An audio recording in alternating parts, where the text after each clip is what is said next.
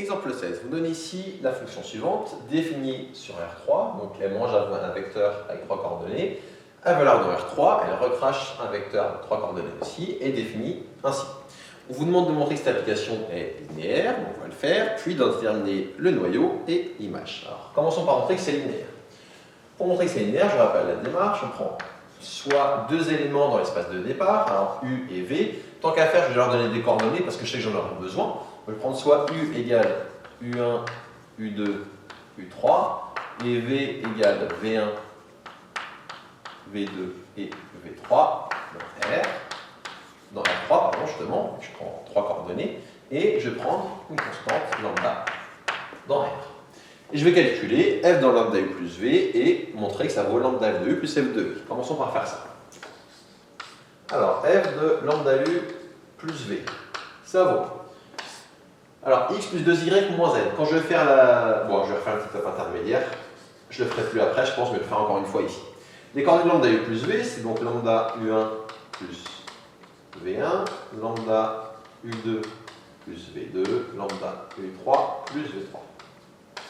Donc, ça va donner, pas besoin de f maintenant, ça va me donner. Première coordonnée, c'est x plus 2y moins z. Donc, ça va faire x, c'est ça, plus 2 fois ça, et moins ça. Donc, écrivons-le. On va avoir du lambda u1 plus v1.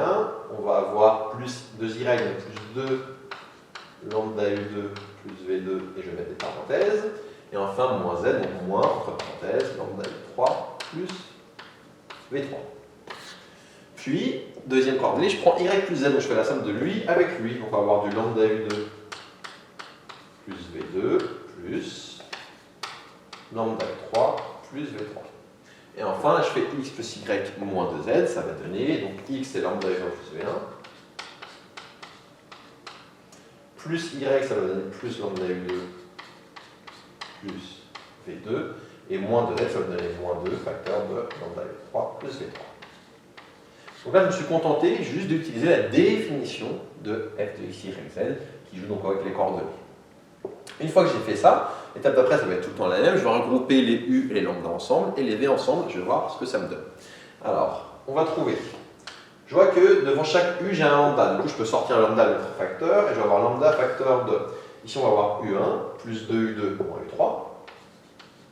u1 plus 2u2 moins u3.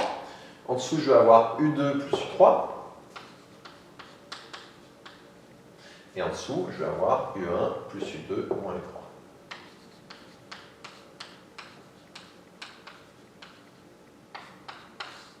Plus, regardons ce qu'il nous reste en V maintenant. En V, on va avoir du V1 plus 2V2 moins V3.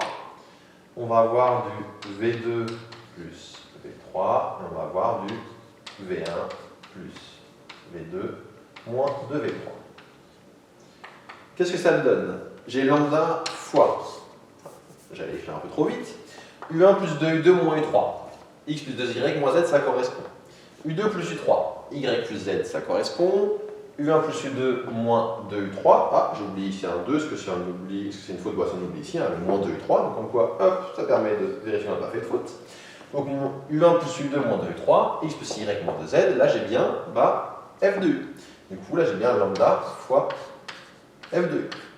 Plus, pour V maintenant, regardons, V1 plus 2V2 moins V3, X plus Y moins Z, ça marche.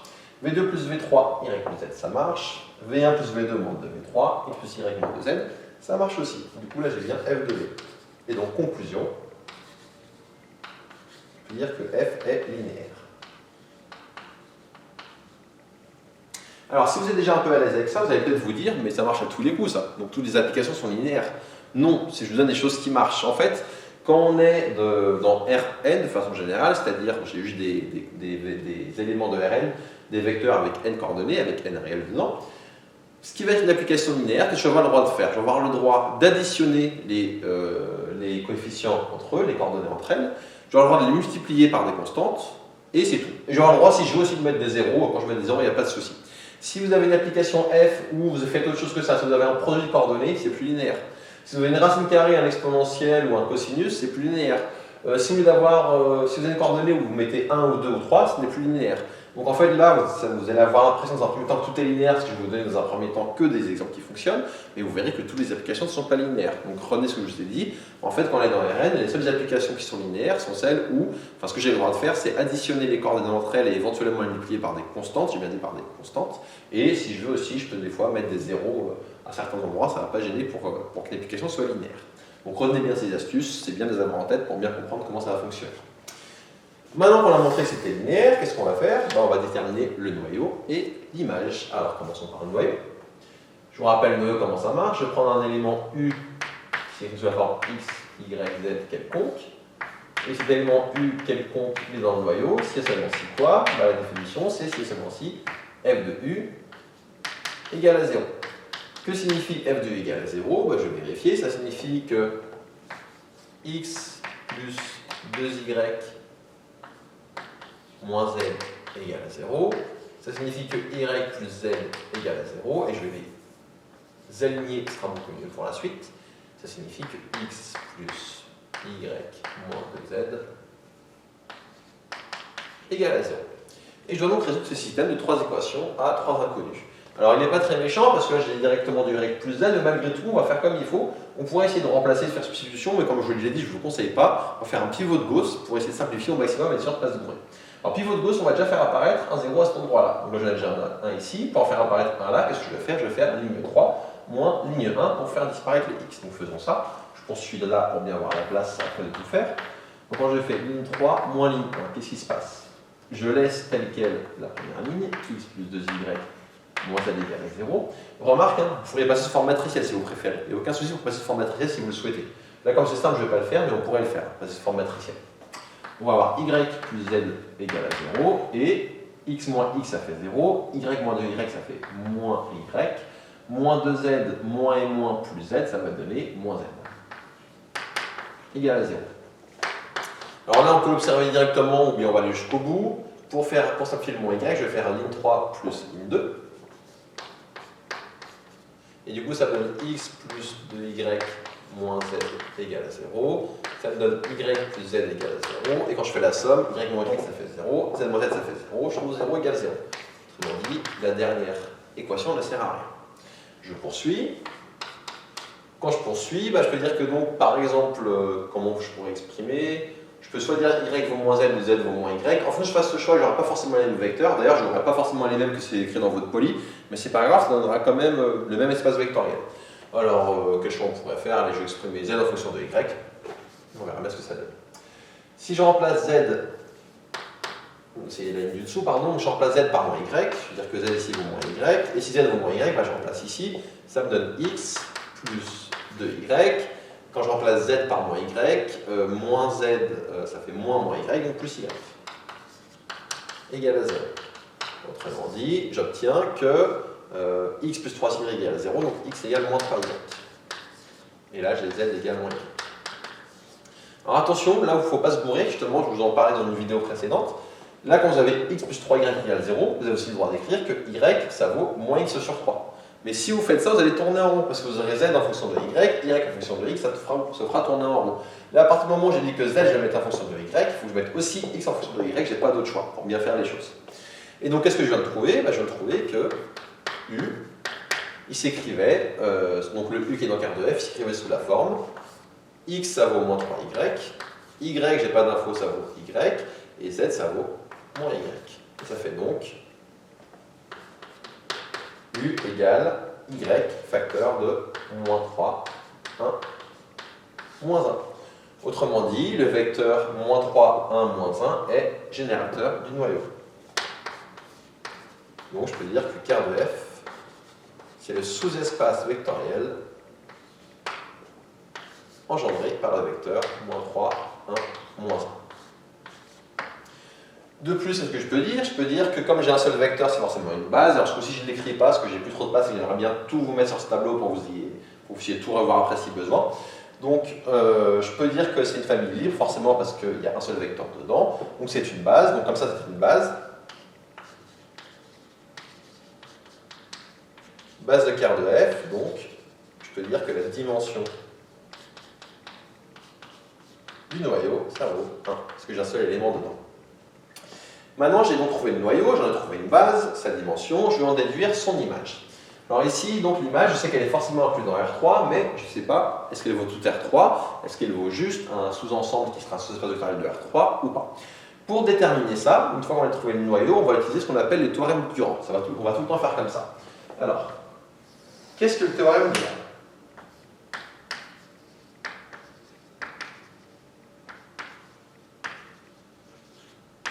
Le théorème de Durand, il vous dit la chose suivante. Il vous dit que je sais qu'à chaque fois, la dimension de mon espace de départ, donc attention, dimension de l'espace de départ, c'est ici. Attention, alors j'ai un cadre pour vous dire que c'est celui-ci que j'ai pris. Dimension de R3, là j'ai le même espace au départ et à l'arrivée, donc je ne pourrais pas changer grand-chose. Il faut bien se dire qu'on prend tout le temps l'espace de départ. Si je n'ai pas la même chose au départ et à l'arrivée, il faut que je prenne l'espace de départ. Dimension de l'espace de départ, c'est égal à quoi? À la dimension du noyau, plus ce qu'on appelle le rang de f, d'où le nom, théorème du rang. Et où le rang de f, c'est quoi? En fait, c'est la dimension de l'image de f. Et donc, si je remplace, qu'est-ce que j'obtiens? Je la dimension de R3, c'est 3. La dimension du noyau, c'est donc 1, on l'a trouvé juste avant, plus le rang.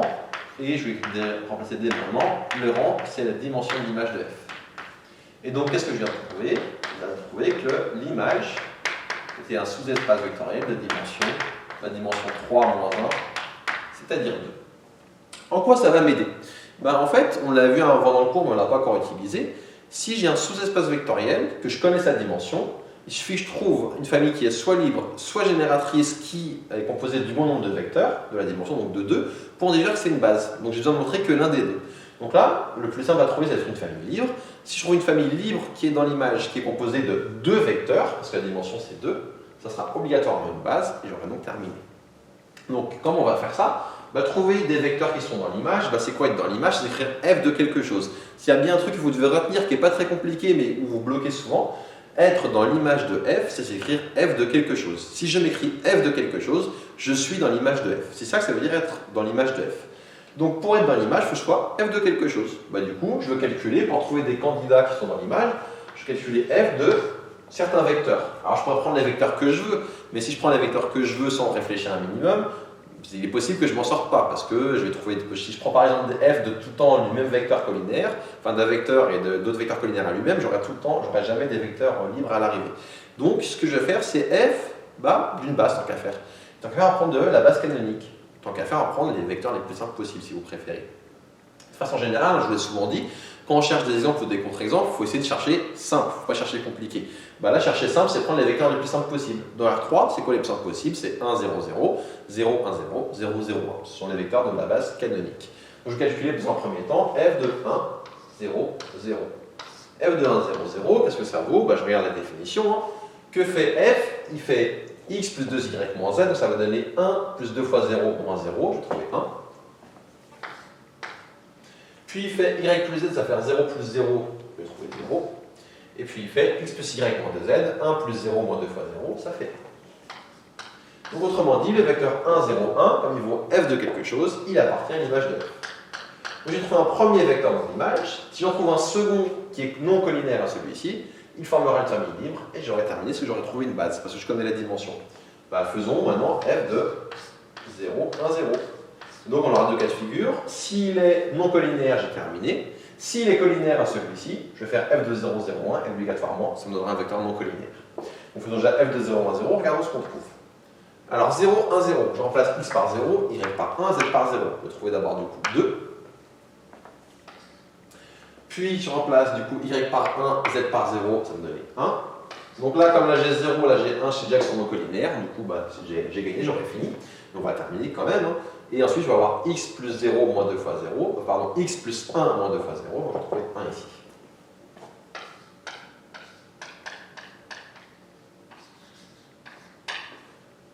Conclusion, les vecteurs 1, 0, 1 et 2, 1, 1, ils forment une famille libre de l'image, parce qu'ils sont non collinaires. Donc là, je ne l'écris pas non collinaire, mais je vous le redis à l'oral. J'ai deux vecteurs non collinaires, donc obligatoirement, ils forment une famille libre. Donc je peux dire que 1, 0, 1, 2, 1, 1, libre, c'est une famille libre de l'image de f. libre dans l'image d'F, d'ailleurs je vais dire, c'est une famille qui est dans l'ensemble de l'image, dans le sous-espace vectoriel qui est égal à l'image, qui est de dimension 2, l'image est de dimension 2.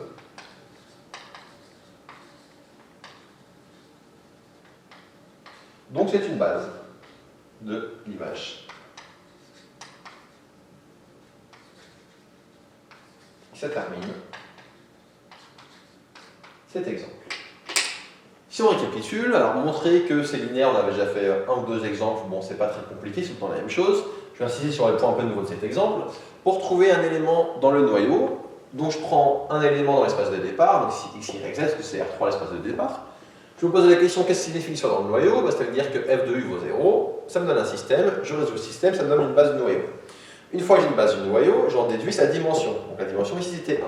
Grâce à ça, j'utilise le théorème du rang, qui est ici, où je dis que la dimension de l'espace de départ, c'est très important, est égale à la dimension du noyau plus le rang. C'est-à-dire le rang, c'est la définition du rang, c'est la dimension de l'image. Du coup, je trouve que l'image est de dimension 2, et comme l'image est de dimension 2, il me suffit de trouver deux vecteurs libres pour pouvoir trouver une base. Ici, j'ai bien deux vecteurs libres, enfin ils sont libres parce qu'ils sont non collinéaires et qu'il n'y en a que deux. Et pourquoi ils sont bien dans l'image? Parce qu'ils écrivent f de quelque chose. Ce cheminement, c'est un cheminement qu'on va faire beaucoup de fois. Donc on va le faire 2 fois pour que vous compreniez, mais si vous arrivez à le comprendre dès maintenant, c'est juste tout bénef pour lui. Donc ça termine ici cet exemple. Alors je me rends compte que j'avais un peu trop décalé, que du coup vous ne voyez pas forcément, il vous met une petite partie sur la partie gauche, du coup je vous remets un petit peu de vidéo, juste pour que vous ayez bien les petites lettres qui vous manquaient à la partie gauche. Désolé, ce ne sera pas très propre, mais bon, au moins vous avez la fin.